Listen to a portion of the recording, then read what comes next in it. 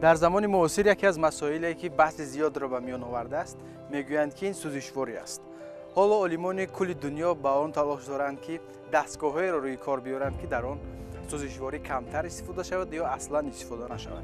یکی از اقدام‌های مهمی که در کشورهای پیشرفته دنیا علاقه راه اندازی کردن این استفاده دوچرخه است. علاقه در شهرهای پیشرفته بعضی از کشورها استفاده میبرند، دوچرخه را به کار میروند میآیند و این برنامه حتی در تاجیکستان نیز راه اندازی شده است. در ولایت ختلان در شهر باختر یک کارگاه دوچرخه براری 24 مارس سال 2021 با اشتراک پیشوای ملت باز شد که امروز به استحصال و کارکرد دوچرخه مشغول هستند و دوستان عزیز حالا ما در حدود این کارگاه حضور داریم. آمدیم که از جریان کار این کارخانه واقف شویم و طرز آماده کردن دوچرخه را برای شما نشون. سلام علیکم. شما خوبید؟ شما برای کار و شما اومدیم که شما همین کارگاه رو برای ما نشان دهید و ببینیم که اینجا چگونه دوچرخه استحصال میشه.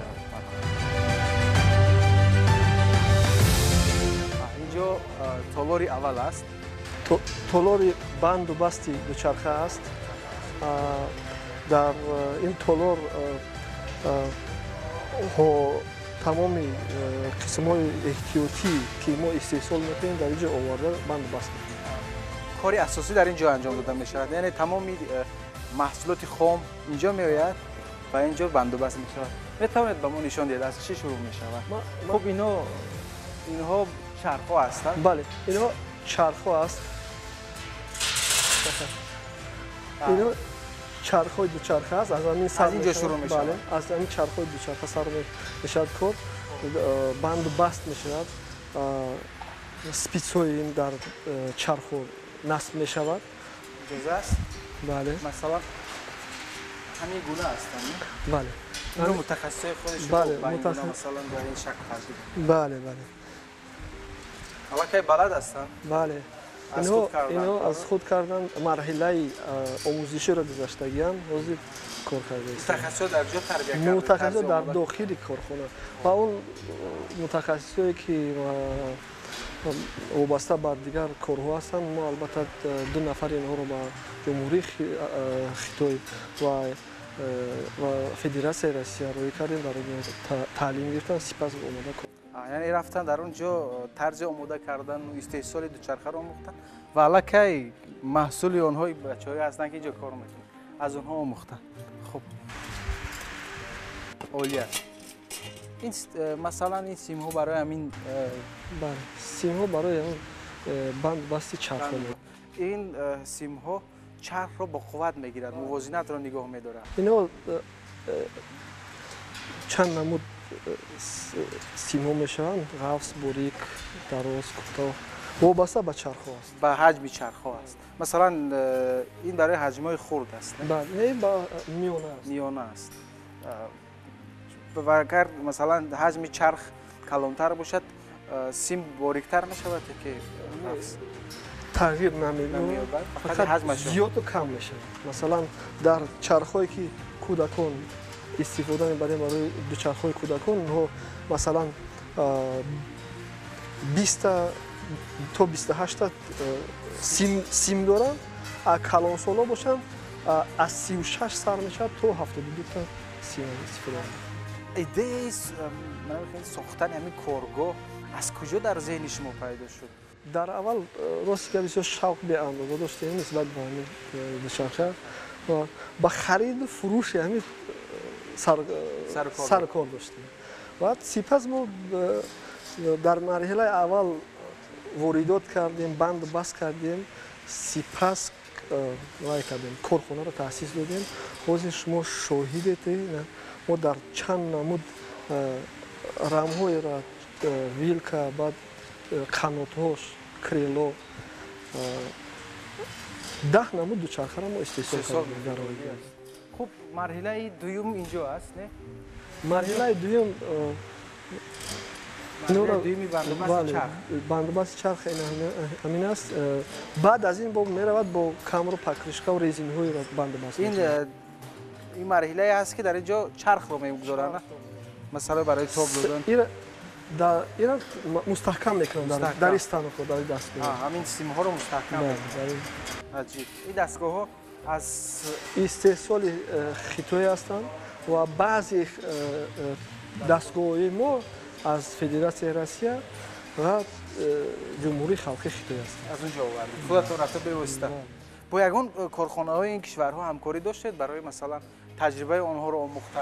البته ما با برای اون کارخانه دوچرخه براری یوسفری خلقی خیتوی رفته چندین ماه‌ها در اونجا تجربه آموخته است. خود شما به واسطه رفتید؟ به واسطه من چندین بار سفر کردم. فکر میکنم که با جریان استحصال به واسطه آشنایی دارید شما. خودتون در جریان کار اشتراک میکنید؟ در جریان کار بعضی چیزایی که من خودم راست گپ با این از خودی سرکار داشتم، چون کودکان بسیار با دوچرخه بله، سر کار بله، دارن. درست میکنن و خراب میکنن. ولی ما در واسطه که ما متخصصی ساعت داریم، ما خودمون هم از عهده همه این کارهایی که در همین کارخانه ما هست، ما از عهده همه کارها. این مهم است وقتی یک راهبر در جریان استحصال اشتراک میکنه، از نگاه شما چقدر مهم است برای پیشرفت کار، برای صفتناک شدن کار؟ براستی اگر که راهبر تصورات نداشته باشد خیلی مشکل است برای که پیشرفتی کار اول باید راهبر بفهمد، باز خوبتر میشه. باید صفت کار رو نظارت کردن. پیشروی کار من فکر میکنم در صفت محصولات ما است. شما ببینید قریب که همه روزه استحصالات ما با فروش میرود. در حال حاضر کار خوب است.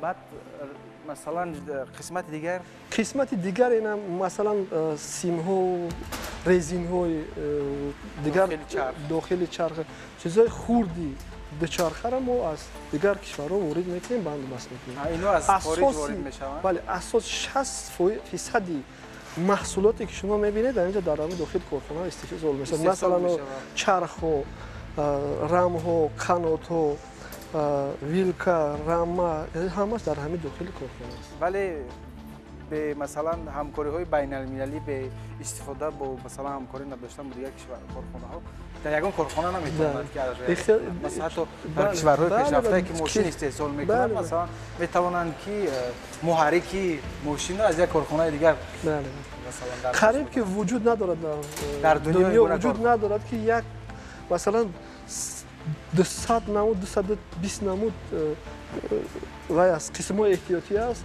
نمیشود یک کارخانه 220 تا سیخ استحصالی تشکیل کند. برای همین قریب که وجود ندارد همکاری های مثلا کارگاه هست که تنها میگونه مثلا بله کارگاه است تنها رزین میبرد، کارگاه است تنها سیم میبرد. این چیزها خیلی مهم هستند.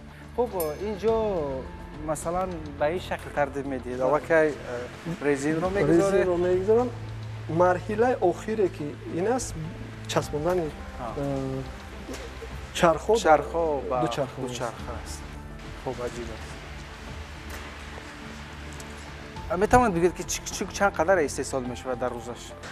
در روز وابسته به درخواست و اگر ما دوچرخه خورد گیریم زیادتر استحصال میکنیم، کلان کمتر استحصال میکنیم برای کمتر دشوار هستند و بعضی چیزهای وای دارند مشکل دارن. طلبات به کدام نوع دوچرخه ها بیشتر است امروز؟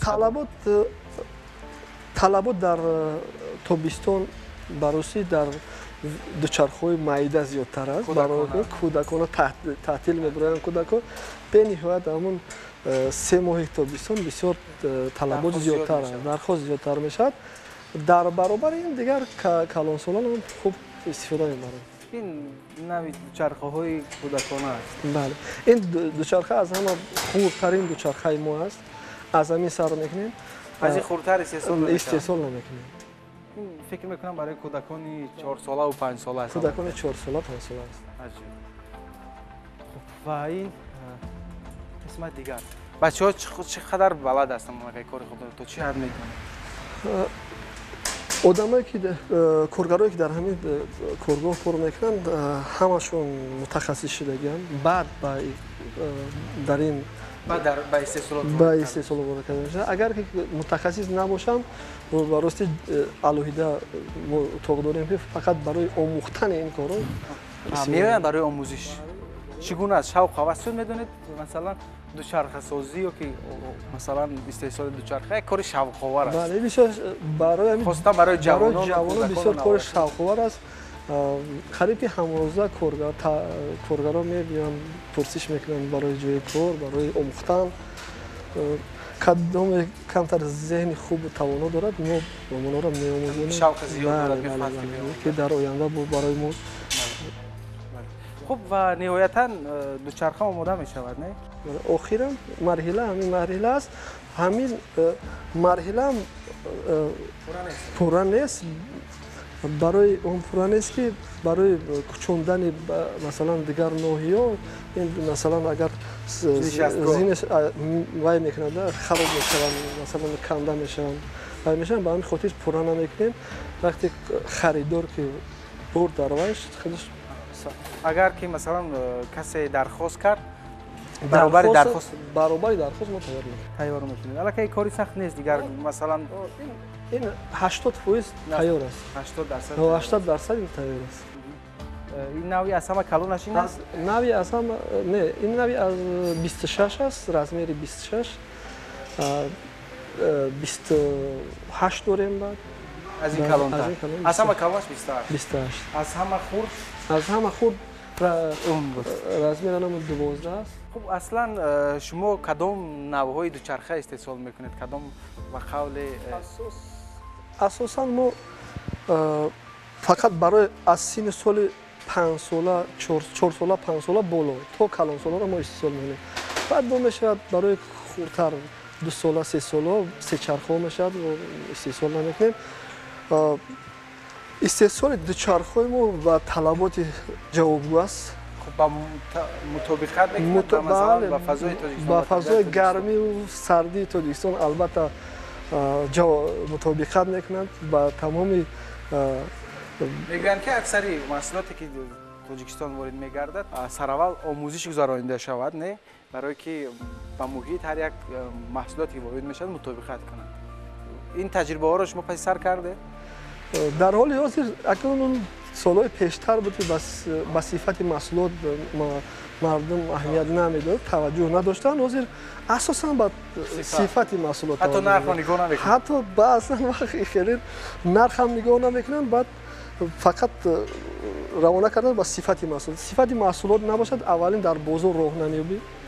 دوم انا خریدارا گم میشه. کار کردن بسیار مشکل میشه. از همه حجم کلونی از همه حجم کلونش 28 است. همین نمودش است. اورال است. یعنی کدام تمغه های مثلا دوچرخه را شما روی کار میارید؟ ما اساسا تمغه ولایت ختلون که های اگراری است زیادتر انا میخل دوچرخه طلبات زیاد است. ما اصلا کارخانه ما با نمود این دوچرخه بیشتر برای حجم 28 استحصال یعنی وابستگی است. مثلا شهر دوشنبه رو مقایسه کنیم فقط ورزشی طلبات است. حتی شهر حصار هم ورزشی فقط ولایت ختلون. عجیب این است که شما مثلا اول کار از تجارت دوچرخه ها شروع کردید و بازار رو به خوبی از خود نمودید که مثلا در کدام منطقه ها؟ ولی ما بسیار در اول رای کردیم آموزش گذراندیم که کدام نمودی دوچرخه در مزار ولایت ختلون استفاده میبرند. فکر میکنم که قسم زیادی اهالی نمود 28 استفاده. خب بغیر از آنی که خودشان با این مثلا دوچرخه حرکت میکنن همچنین در این قسمت بار بله بار و دیگر علف و دیگر چیزای باز شما میبینید ثباتای دارن که در پیش اینو میگذارن برای گرفتن محصولات میوه و سبزیجات اینها است. خیلی موافق است با مثلا شرایط منطقه ختلون. عجیب واقعا خیلی جالب است. این نوعی دوچرخه ها فقط دوچرخه های ورزشی هستند. دوچرخه های ورزشی هستند. اینا 3 نمود دوچرخه ورزشی ما استحصال میکنیم. با اینها بسیار طلبات زیاد است. ورزشگران اساسا جوانان استفاده می‌بریم. خب عالی است واقعا. قسم‌های رنگ و بار و قسم‌های مثلا نصب کفشگری و این چیزها در کجا انجام بله در داخل کارخانه کفشگری و رنگ کردن قسم‌های احتیاطی در داخل این کارخانه ما جریان میگیرد تیار میشه. متخصصای مخصوص بله متخصصای همه متخصصایی که در کارخانه کار میکنن متخصصای محلی هستند، تجربه دار، چندین سال کار کردگی هستند. البته با پیش از این کارخانه ما دیگه کار کردگی هستند در خارجه. یعنی شما متخصصا رو پیدا کرده؟ بله متخصصا رو پیدا کردن. بعضی اون متخصصایی که نه در داخل تجربه مختلف کردگی خارجه برده برای تحصیل. خارجه برده. این مارکه گذاری هم نیست، همینجا می شود مثلا چسبوندن نوشتن یعنی بند نصب همه شده در داخل کارخانه میشه.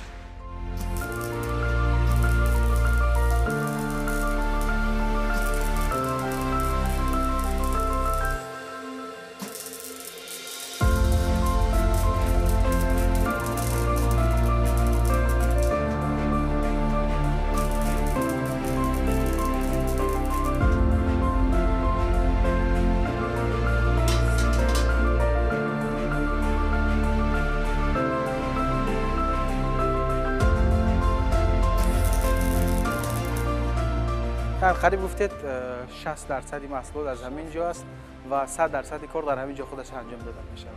واقعا هم خیلی کاری مهم است، خوب است. میدونید وقتی که ما همین به ولایت ختلان آمدیم و از ناحیه‌های گوناگون عبور میکردیم، اکثر مردم با دوچرخه حرکت میکردن و ما هنگامی که مثلا میدیدیم این رو همراه همکاران نیست بسیار بحث و بررسی داشتیم که ببینیم که چقدر مثلا حتی زنها نیز با دوچرخه سواری مشغول هستند. این یک روند خیلی خوب و مؤثر است که برای تازه نگاه داشتن طبیعت، برای کمتر استفاده بردن سوزشواری و عموما برای سلامتی، برای ورزش نیز خیلی مهم است. این دوچرخه به انسان‌ها از جهت جسمانی تاثیر خوب می‌رساند. اگر در عموم گیریم جمهوری تاجیکستان وطن بسیارتر استفاده می‌بردگی ولایت ختلان است. سبب اولش هموار بودن است و دیگه همون شوق و ذوق زیادی همون دوچرخه سوارها در ولایت ختلان هستند. بیشتر مشتریای شما از کدام منطقه هستند؟ اساساً مشتریای عموما در همه ناحیه‌های ولایت است. قسمت زیادی مشتری در شهر قرآن‌طبه و ناحیه‌های اطراف ولایت شهر بختر است. عجیب. و شما مغازه‌های مخصوص خود را دارید با مثلا تاجران چگونه همکاری می‌کنید؟ اساساً در بسیار ناحیه‌مون صاحب کارخانه همکاری داریم و نیت داریم که مغازه‌های مخصوص خود را تمام جمهوری راه اندازی کنیم. با فکر شما همین حجم کارخانه‌ای که شما دارید طلبات رو قانع می‌کند؟ یعنی طلبگاران زیاد هستند، کم هستند، چگونه است؟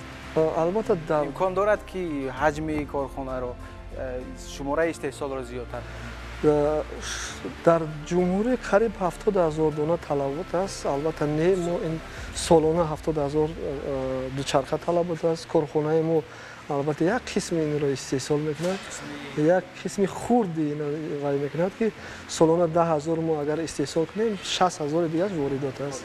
ما نیت داریم که در سالهای آینده یک چند مراتبه استحصال حجم استحصال را زیاد کنیم. در نظر هست. در نظر است. حالا که متخصصان جوان مثلا آماده میشوند و دل پر است که هر وقتی کارخانه باز شد متخصص تنظیم کنند. ته کورسی اساسی داریم. فقط همه‌چی از تجربه شده میشود. ته کورسی اساسی داریم.